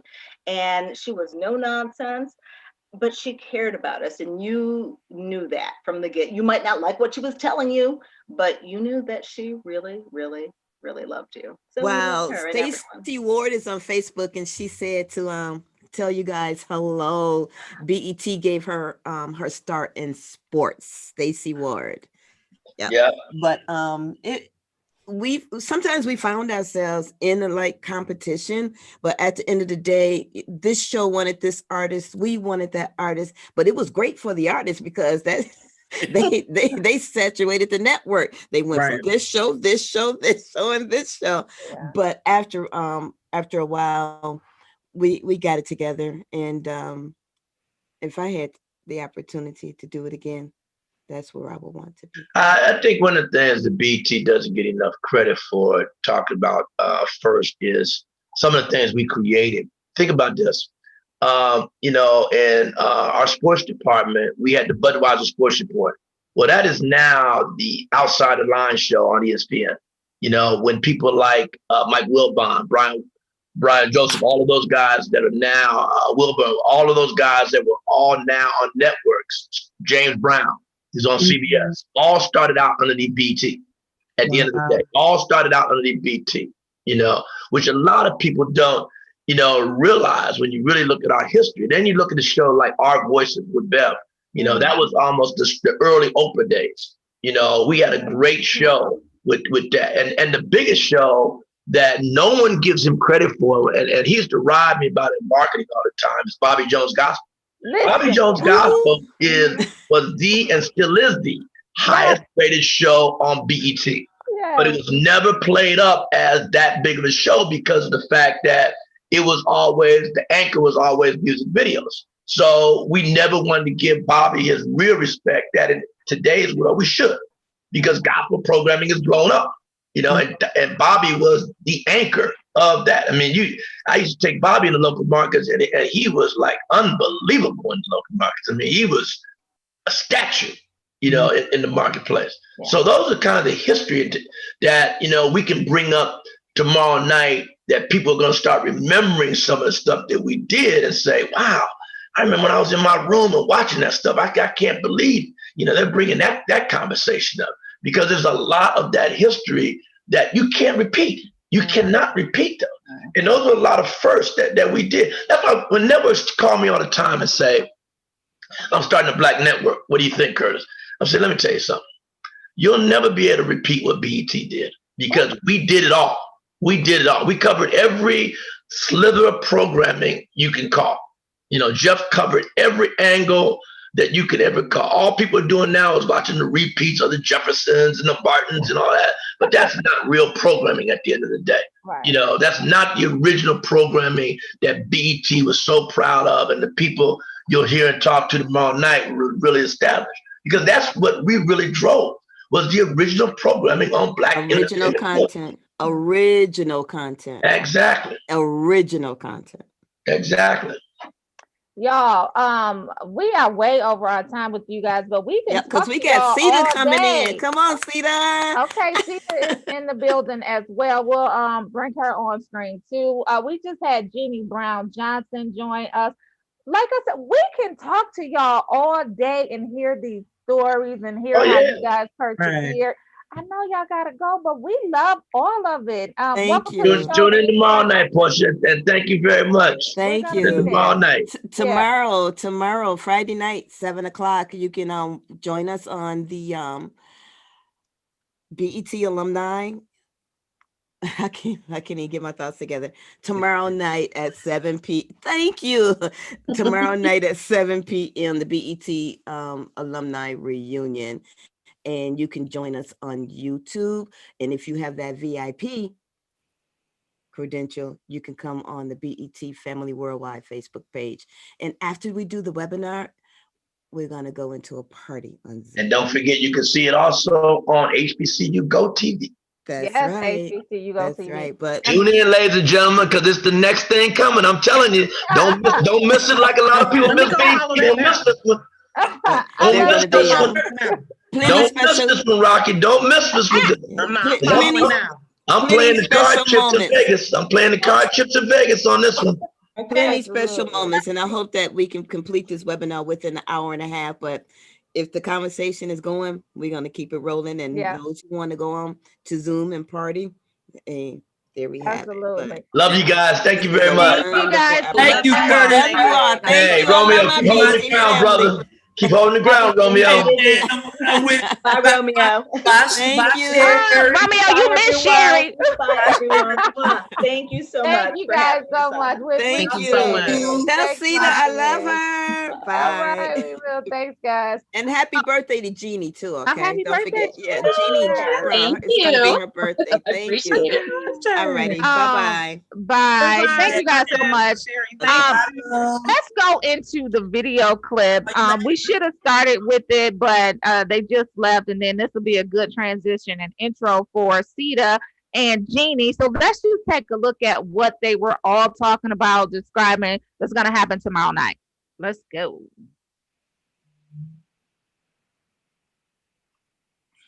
Webinar hosted by Angela Stribling with special guests Jeffrey Lee, Curtis Simons, Donnie Simpson, Ed Gordon, Greg Diggs, Mary Lou Bedeau, David Linton, and a host of others. November 27th at 7 p.m. Eastern Standard Time on YouTube and on Facebook. Subscribe to the BET Alumni Reunion YouTube channel today. Join us for the BET Alumni Reunion virtual party immediately after the webinar on Zoom with DJ Harvey Haas Nunez and DJ Mike Melody. It'll be the hottest virtual event ever. Welcome, y'all. Welcome. So this is what we are in store for tomorrow, and we are so excited for it.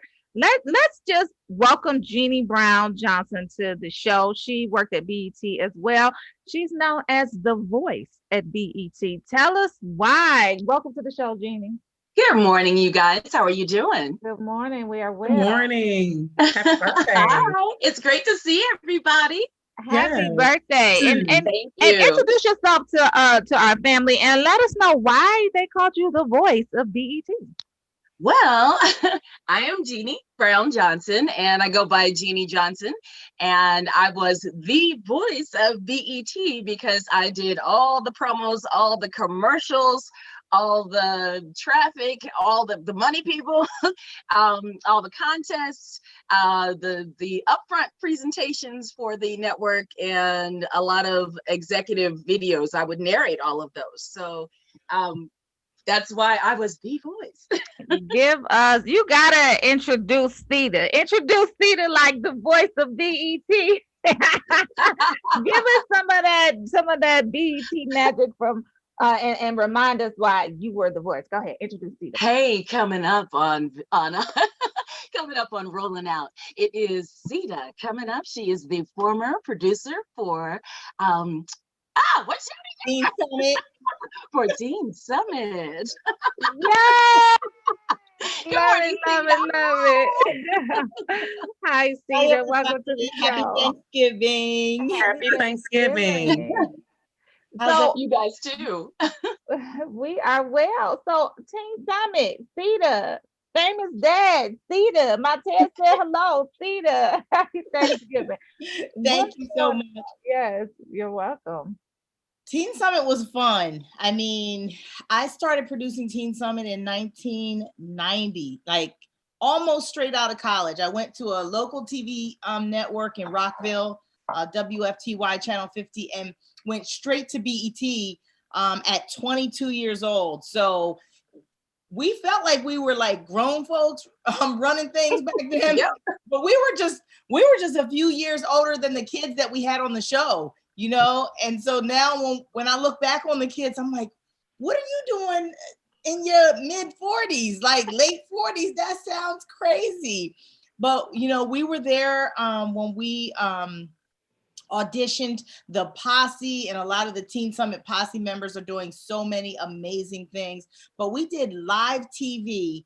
I did it for Teen Summit for 7 years straight, from 1990 to 97. I never took like a Saturday off because we were live every Saturday, and we had, you know, the hottest teen talk show in the country live. So I got a lot of my producing chops from working on that show because we didn't have a delay.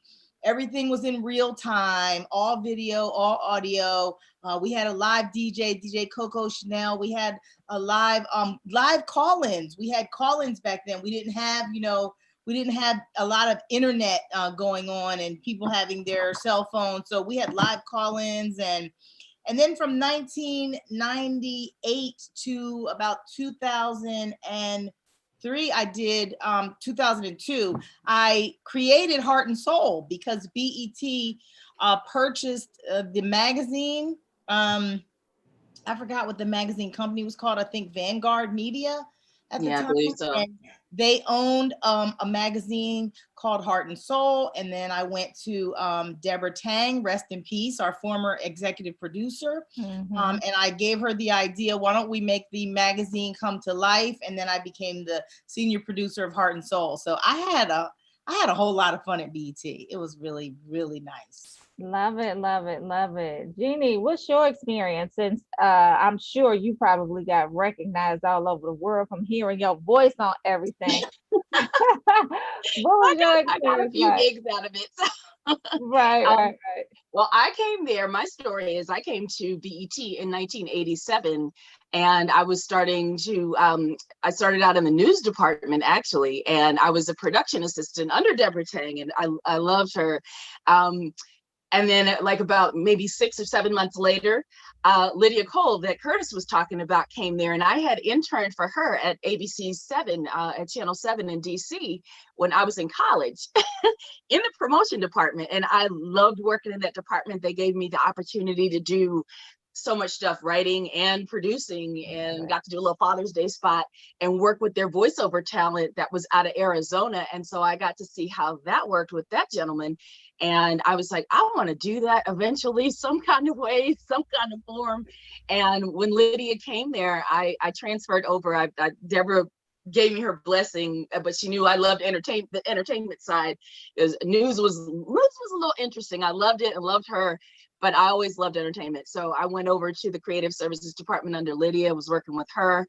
Got to work with Sherry, got to promote all those shows. I was a promo producer first, but I always wanted to do voiceover. So when Video LP started going out in the field and their set was getting redone for Inside, and Sherry was our actual voiceover talent then, Sherry Carter. Mm-hmm. So I was like, well, when she's out of, when she's out in the field and she's not there, I don't want to take anybody's job or anything. I would like to be able to do that. So they gave me the opportunity to actually do the commercials, do the contest. And then after a couple of years of doing that, they had a couple of guys that were doing it. So I got to meet some people that were actually in radio, like Paul Porter, like Cayman Kelly, and Scotty Webb. He was one of our voice talents, and he asked me, off the side to do some stuff for some radio people. And so that's how I started getting into having more of my own business and doing voiceovers that way. But I was always, while I was there from 87 to about 2009. Love it. As a promo producer, but I was their voice talent for about 19 years. So I got to be the voice of BET for about 19 years of those like 22 years that I was there. So it was a journey. It was quite a ride. It was awesome. But I got to meet a lot of people that encouraged me and and thought that I had a good voice and got to do some projects. And, you know, that's pretty much what I'm doing on my own now that I'm not there. That's my freelance gig. But got to do some stuff for some museums and a bunch of other clients that I absolutely love. So love it. Yeah. So it just seems like there are so many women who had so many opportunities that may not have been available at other companies in the 80s, 90s. So can you just tell me a little bit what the office culture was like? Me or Sita? Well, both. I'd like to hear from both. So here was my experience. I went to Georgetown University in Washington, D.C., and I was always over at Howard. Like, that was my spot. People thought I was a Howard student. So when I started working at BT, I literally felt like I was going to an HBCU. I felt like this was it was like you look forward to coming to work. You were building friendships. You know, Lisa Johnson Smith was the host of Teen Summit. She interviewed me when I came into the building. She is my best friend to this day, you know, 30 years later. And she just called me last night. We were on the phone going on and on and on. But, you know, we built like real friendships, you know, like that you build in college that last a lifetime. So it was just excitement coming to work. Every time we saw each other in the halls, we were like, hey, Jeannie, what's up? You know, we just saw each other like 5 minutes ago, you know? So it was just like constant. And we always, you know, helped each other make it like to the next thing. And so I think if it wasn't for BET, oh my gosh, like Deborah Tang gave me the opportunity to be on the air as well. So I became like a lifestyle correspondent for Heart and Soul. And that's what gave me, you know, the courage to even be in front of the camera. And then it led to so many other things, like me just doing cooking YouTube videos at home in my home kitchen. And before you know it, those videos led me to become a contestant on the Food Network. And I ended up becoming, you know, a contestant on Food Network Star and was chosen amongst all these restaurateurs and chefs. And, you know, so I credit BET for all of it, really. I love it. Excellent. Yeah, I agree with you. I gotta concur with that. It was an amazing experience. We got a chance to, it was a really big family. We got to do, on Fridays, they would do these barbecues for us, and it was a big party. They had a DJ out there, kind of like tomorrow night, they were gonna have our party. And actually, DJ Haas Nunez is going to be one of the DJs, and he used to DJ for us at the barbecues, and it was like a big family reunion. So that's kind of what it's going to be like tomorrow. And you love the people that you worked with, and I got an opportunity. I met my husband there, actually. Okay. Oh, all right. Yeah. Work, babe. Yeah. So it was amazing. You got to meet some very wonderful people like Sita, and you know, just stay in touch and support each other's businesses and what she's doing today with Mama Sita. It's awesome, and I love her product. I'm giving you a commercial. Dina, my biggest customers. Well, congrats to both of you ladies. Tearing up. Thank you. I don't know why I'm still tearing up. Oh, Who run the world? Girl, I love it. Girl, I love it. As I said to Curtis and Montez and Sherry, thank you, ladies, for being pioneers and paving the way. And I specifically wanted to ask Sita, as far as Teen Summit, that was a groundbreaking show. That was absolutely a groundbreaking show. I love how you all pushed the envelope with certain topics, how you went there. So talk a little bit about that. Was that a battle for you all at times to bring up certain topics? Did the higher ups ever say, no, we don't want to go there? Did you ever have to advocate to put certain topics out there? Yeah, did you have to get those topics approved, and did you do it anyway? You had to really break a lot of ground back then, because even when it came to, you know, having artists like Tupac on and Snoop Dogg and different artists like that's just their type of music is just an accepted thing today. But back then it was so controversial. It was crazy. It was like, do we have them on Teen Summit, or are they for, you know, Video Soul, Video LP and all the other video shows? But but we really, we had the kids advocating constantly, saying, this is what is on our minds. This is what we want to talk about. We never had a show where we didn't sit down and really like just marinate a topic. On every Thursday, we would, just talk about that topic and get things out. And it was really the kids that were driving the content, and we were just advocating for them, saying, okay, we're going to do a show on teen pregnancy, and that was a big deal. I remember doing a show called Teens and Guns, and we were out on location, interviewing, kids in a little round table like discussion, but it was like a circle. We were all on the floor. And I remember this kid saying, yeah, such and such happened. And then I shot him. And I was like, oh, wow. What do you mean you shot him? Like, you had a gun? It was just so unheard of, even though it was a lot of craziness happening in the city. DC had become like the murder capital of the world. So we were dealing with, the drug age, the violence age. And we were like, we got to bring, this is reality. This is what our kids are facing right now.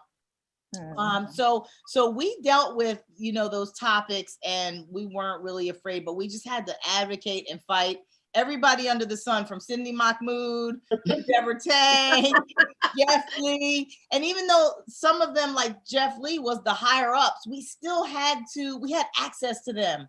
Okay, good. Yeah, they were right down the hall. Yeah, well, you didn't have access to go into the office of, one of the VPs and you start venting and going off. At least I did. Right. No, that's true. That's true. Like, a lot of times you think about these Fortune 500 companies and how we don't have access to the CEO. We don't have access to the president of the company. We can't just walk in their office and air our grievances or just talk about our day. Exactly. So, yeah. Exactly. So it was fun. I remember a time when, as things started to change over the years, we really didn't, they started to cut that access kind of off, but because we were the beginning folks, and that's what we were used to, it's like we got shut down, because I remember I was doing a story on Chris Tucker, and I had gone to LA and I had set everything up, and then they were trying to take the story and move it in another direction.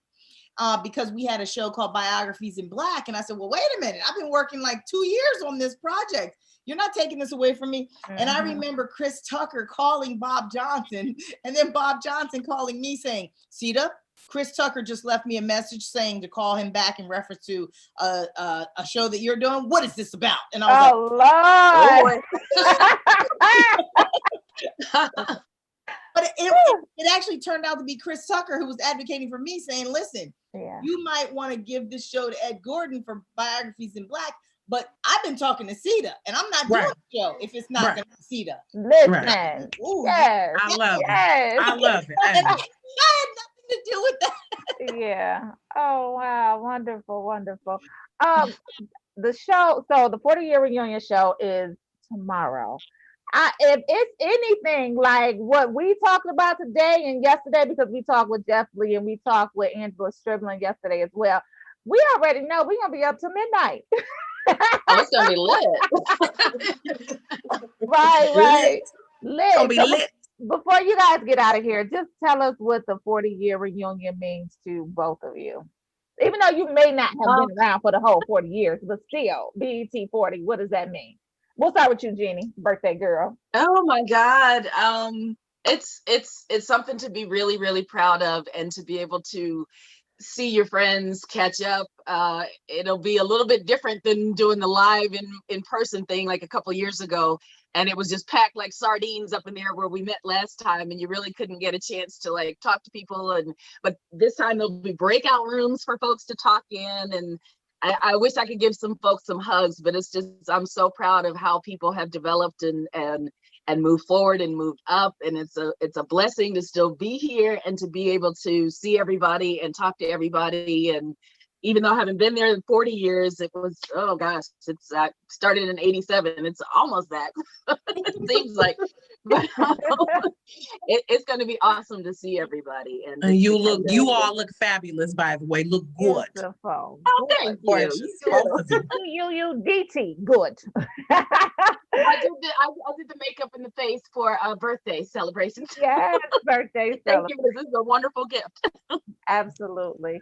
Theta, what can we look forward to? What are you looking forward to for BET 40? One, I just want to say, like, I'm so excited to see Jeannie's face today too, because when I started my business, Jeannie was one of my customers from the very beginning. You know, she followed me when she heard that I was going to be at the convention center. I'm at my table setting up, and I look up, and Jeannie is right there saying, you know, give me 2 of those, and give me 3 of those, and give me 4 of those. And I was like, oh my God, you know, That's right. Support. So I'm excited to see the people who helped develop me into the woman that I am today. Just really like pushed my skills, encouraged me, and is now still supporting me to this day, you know. So even like Mike Joyner, he's doing a film right now. And Mike, I told him, I said, the first place you should go to is the BET Facebook page, because everybody really supports each other, and we got to help you get this money for this film and blah, blah, blah. And he's like, okay, but I jumped on the page and I put, you know, support Mike. We got to help him do this. We got to help him get there, you know. But all of them have helped us get to our different personal finish lines in life. And I'm just excited to see everybody and find out what other people are doing, so we can all continue to support. Yeah. Well, we definitely can't wait. Go ahead. I said it's amazing to be able to do that, because I'm still working with folks today that I worked with at BT in the form of editing, and I'll do voiceovers for their projects. They'll edit some of mine, and just to be able to stay in touch. It's a huge family, and it's a real honor and a blessing to be able to stay connected to folks over 40 years. I mean, just it's amazing. I don't think you get very many companies that are like that. Right. No, you're absolutely right. And I just wanted to touch on what Sita said about you, Jeannie. You are really a great friend. And kudos to friends like that. We need friends like that are there to put you don't have to call you. You just gonna be right there. You like, give me 2 of those, 5 of those, 3 of those, like every step of the way. So I love friends like those. I am a friend like that, but I appreciate those friends like that in my life. So congratulations to you on still having that friendship and just having that loyal support in your lives. So yes, love it. I love you, Sita. I love you, Jeannie. Y'all making me cry this morning. Check this out. Sometimes I'm listening to like a program and I swear it's Jeannie. Like, I'm like, wait a minute. Wait, like, let's check the credits. And even my boyfriend, I'll tell him, I'll be like, I think that's my friend Jeannie's voice. And I don't know what it is that, like, what her all of her freelance projects are, but I swear it's like I have her voice burned into my ears. Well, we love it, and we can't wait to see what's in store for tomorrow night. We can't wait to hear about all of the great stories, the memories, and all of that great stuff. And we're looking forward to it. So thank you, ladies. So we'll look for you guys there. Thank you. I'm getting dressed up.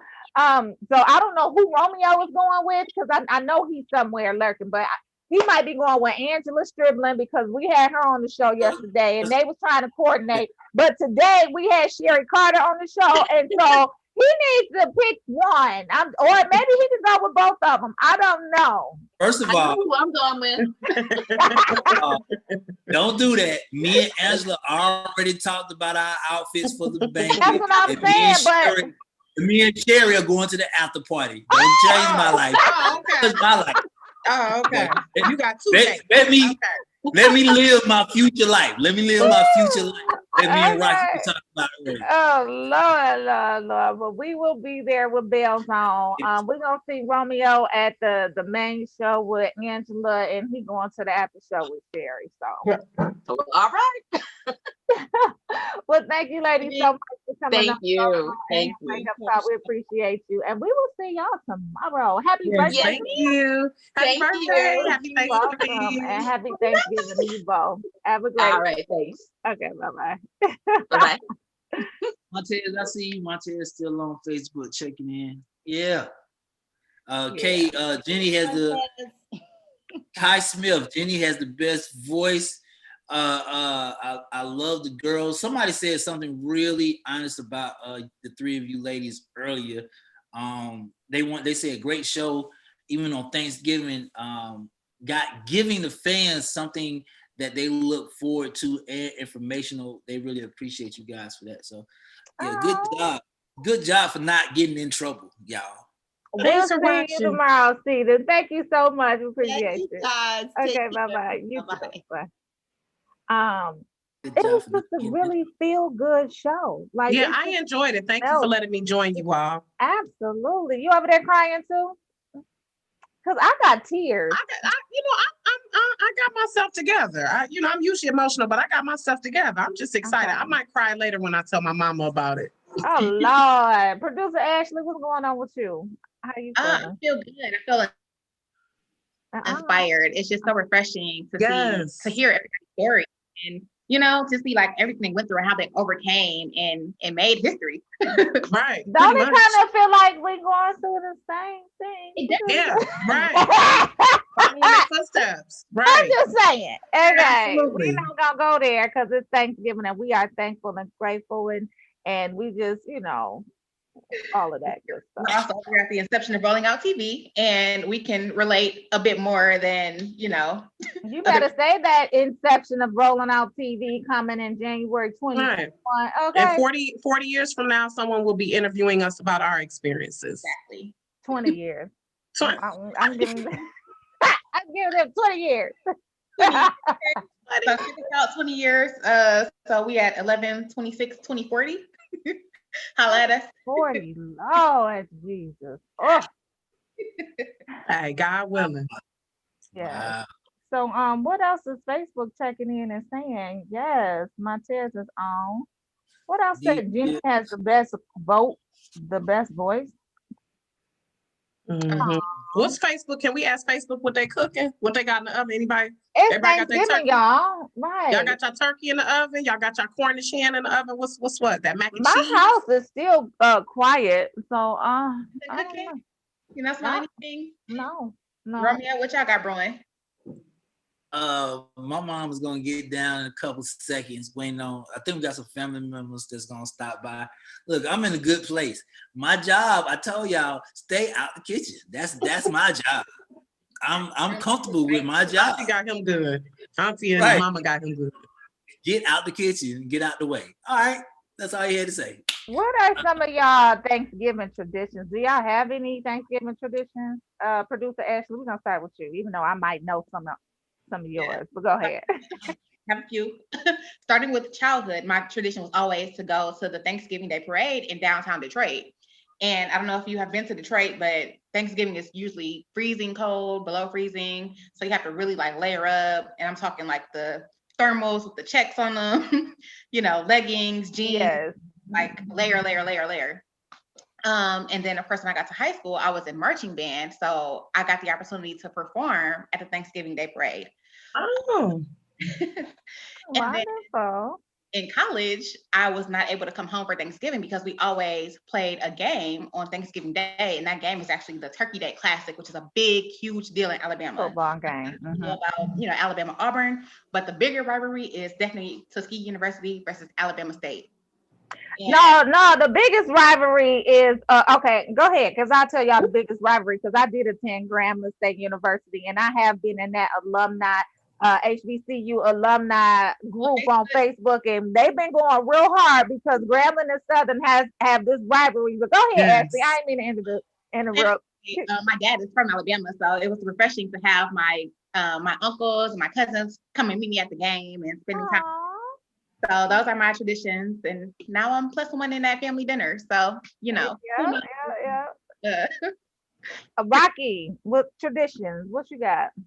I mean, we just get together and eat and watch movies and talk loud over each other and loud. We a loud family. We just be like you said, we get to arguing and fussing and then we settle down. And I think we are going to start a new tradition of celebrating my grandma's life.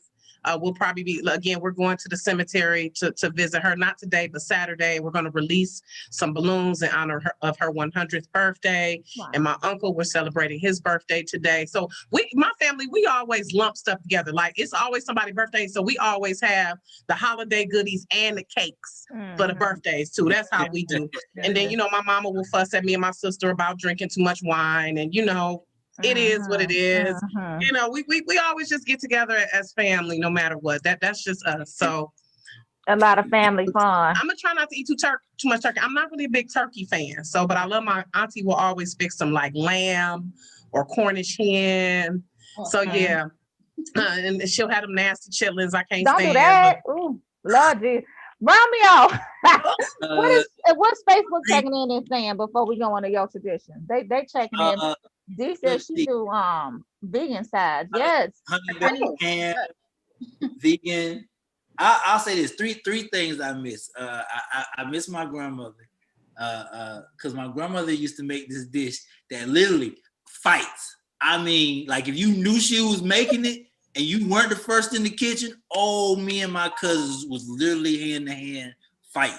The second thing is, I don't know if y'all ever experienced this. Y'all know that one cousin that brings somebody and we would be like, who's she with? Who is she?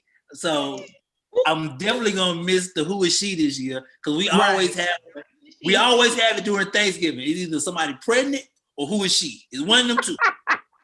Who pregnant and who is she? Yeah.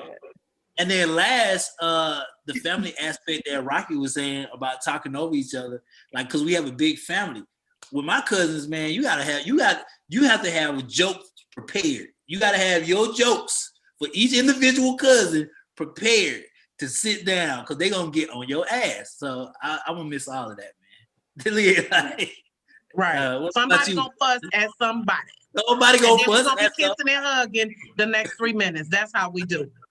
Hey Rocky, somebody owes somebody some money and they eating right across from them and they pay them. They thinking about that money, right? Don't even go there. Right, that's why I don't have family money. Girl, exactly. Don't do it. So for my tradition, so when we were younger, my mom would always get us outfits for the holidays, right? So we had 4th of July holiday outfit. We had Valentine's Day outfits. We had outfits for every holiday and occasion, right? So we would always get dressed up because she would always go get the outfits for us. And we would just, join around the family room, wait for the dinner to be cooked. But while we were waiting, we would put on production. So my auntie Kim, who passed away, she would make sure that she wrote these whole productions and we would sing and we would dance and we would act out stuff, and so we were really acting as a family. That was in my San Francisco days. As we got older, and kind of like the family, we didn't do that as much. We would go and feed the homeless, right? So we would spend our Thanksgiving Day literally serving the homeless, in a mission area somewhere like that. As we got kids, I moved to Michigan. And so as college and whatnot, I would go home to San Francisco every year. But then as I had kids, I would take them and we would go home to San Francisco. And so we would have, family dinner and all that. But then as the kids got older, we passed on that tradition of serving the homeless with them too. So it's unfortunate that we can't get out this year and go serve the homeless because that is something that we enjoy doing. And that is something that helps us to acknowledge what we're grateful and thankful for. But we're probably going to put on a production today. I got to learn that TikTok dance. Body yada yada yada. You ready? Body yada yada yada yada yada. Are you ready? My God. TikTok dance that Romeo threw out there. So we'll probably have a production today. Do a little TikToking. Rock, did you see? Hold up, Rock. Did you see the dude? I was so disturbed. Did you see the dudes that did it? They was killing it. They were I always killing wanted it. to name Gen Z on Instagram, JENZI. He gets it. He was getting it. No, Portia saw it. No, it's a group of dudes with their shirt Oh no, off. I haven't seen that one. Uh-oh. But what you saying about the songs, Portia, that reminds me, my grandma used to, for Christmas, we would have to sing Christmas hymns on Christmas. That was one of our traditions for Christmas. Even though we hated it, she was still like, get the hymnal book. Come on, let's sing. But I haven't seen the guys. It's a group of guys.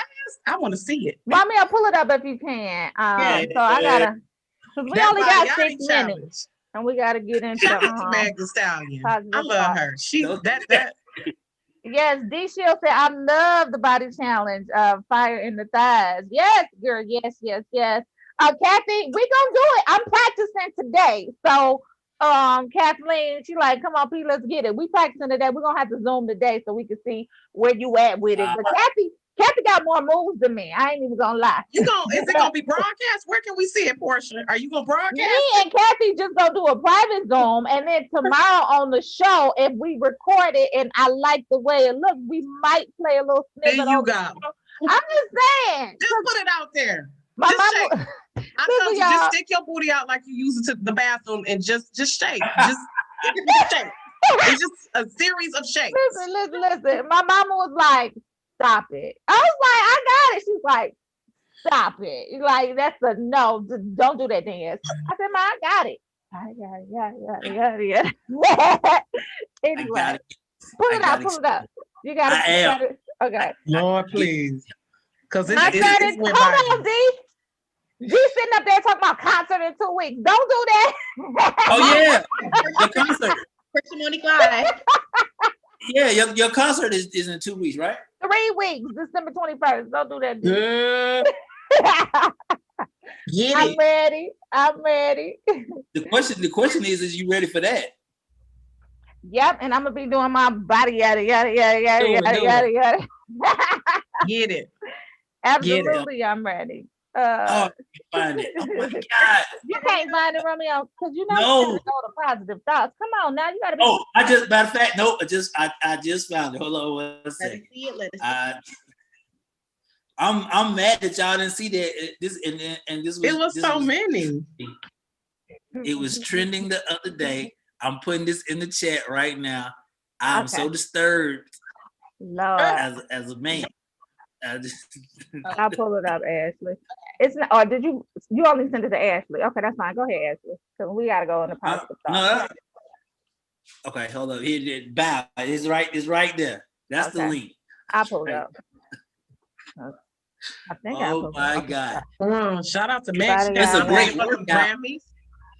Hold on, y'all. Can't stop. It's not a great workout.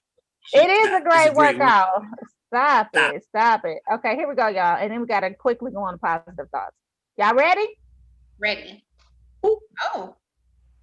Yada yada yada yada yada yada yada yada yada yada yada body yada yada yada yada yada yada yada yada yada yada yada yada yada yada body crazy curvy wavy big titties little waist body crazy curvy wavy big titties little waist body yada yada yada yada yada yada yada yada yada yada yada yada yada yada beat loud, you know Lil Juke made it. Body yada yada yada yada yada yada yada yada yada yada yada yada yada yada body yada yada yada yada yada yada yada yada yada yada yada yada yada yada body crazy curvy wavy big titties little waist body crazy curvy wavy big titties little waist body yada yada yada yada yada yada yada yada yada yada yada yada yada yada beat loud, you know Lil Juke. Where can I find them? Let me see. What's on Instagram? This is not your song, fellas. What was the issue, Romeo? I don't see the issue. This is for the ladies. This is not your song, fellas. So what type of group of guys, like they strippers? They gotta be strippers. Because they over there getting it. I'm looking them up now. Your team was a little bit too I ain't mad at they all was ready. Okay, y'all, we gotta go on the positive thoughts. We only got 2 minutes. Producer Ashley, go ahead and kick us off, girl. So my positive thought of today is to stay encouraged, to be thankful for the things that you have, your family, your friends, a roof over your head, food to eat, and grateful. So I'll pass the ball to Rocky. And same, Ashley. I'm just grateful to be here in the midst of this pandemic, still have an opportunity to do what I love. That's what I'm grateful for. I'm grateful to still be with Rolling Out, still do what I do with Rocky's Reality, and just still speak and just have the opportunity to be in contact with pioneers in the game. Today was just awesome. Like all the celebrities we interviewed, that's cool, but people right here, that the BET fam, I'm just honored to be in their presence. And I'm just grateful that all my family has remained COVID-free throughout this and we're staying healthy. And I wish the same for everyone else. So just be grateful to wake up and have breath every morning. I love it. Romeo, positive thoughts. 1 minute. Live a little, love a lot. Live a little, love a lot. I love I'll it. pass. Y'all, today is Thanksgiving Day, Thursday, November 26, 2020. We had an amazing show today, and I just want to pay homage and give thanks for them for paving the way to be able to have us do what we're doing now. And not even just now, but all throughout history. Like, they were the blueprint. They set the standard. Everybody was looking to BET. All of these different shows, like Curtis was saying, they're really derivatives off of BET. And so I just want to say I'm grateful, I'm thankful, appreciative for everything that they've done. And I also want to say, in terms of positive thoughts, we should be waking up every single day with thanks. We should be, in the morning, as soon as you wake up, like, give God the praise, like, give God thanks for the things that you do have, the things that you are going to get in the future, the people that you do have in your life, because it's so important, right? When you're younger, you think about all the materialistic things that are important to you, and all the things that you got to do. You got to go to the store. You got to, like, you're real busy, right? But as you get older and you have the things in your life that you may have taken for granted when you were younger, you just be grateful for them. So today I got my mama, I got my daddy, I got my sons, I have my family, I have my friends, and I'm just grateful for that. And like I say, every single morning I wake up and I just thank God for three things for, just being grateful for. I appreciate it. I love y'all. Love you too. Well, now I'm about to cry. Who you said to call you? I was talking shit. My fault. Okay. I'm somewhere. Happy Thanksgiving, y'all. Let's find 3 things to be thankful for, appreciative, and all of that good stuff. Let's just find them and just and dwell on them and just give thanks. Yes. COVID free. Yes. Now go eat and be happy. See y'all at the BET tomorrow. Y'all put y'all plates on Facebook. We want to see what y'all eating. Don't do that. Only if it looks good. Don't do that. Don't put the struggle plates. No struggle plates. Plates on Facebook. Right. We want to see Right, what y'all eating. All right, we'll talk to y'all tomorrow. Thanks for tuning in, y'all. Peace.